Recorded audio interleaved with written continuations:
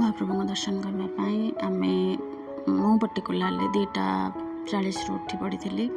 मत तो जमा भी निद हो ना ठाकुर दर्शन करने तो आम 3:40 बेलू घर बाहर जाइलु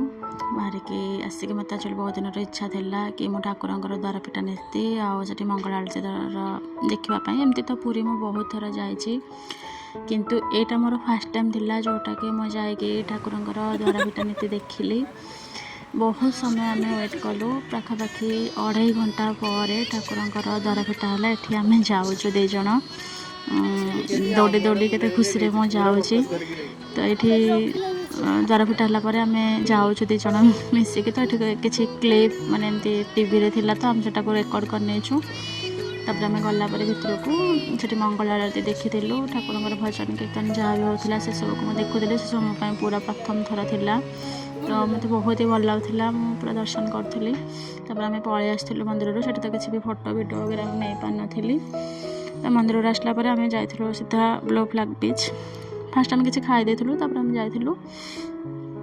तापर आम जाके ब्लो फ्लैग बीच रे पहुँच जाइलु सेठी तो बहुत ही खरा होता से दिन दीपर माने केते 8-9टा वाला समय होता किंतु खरा हो सारी बहुत तो आम जाकि फास्ट गोटे बस बोली भावुलु एत खरार गोटे छाया जगह देखिए बस बोली भावुलु तो आम गोटे सीट एक्चुअली खाली था तो आम से जाके देखिलु गोटे सीट खाली तो आम से जाके बस पड़लु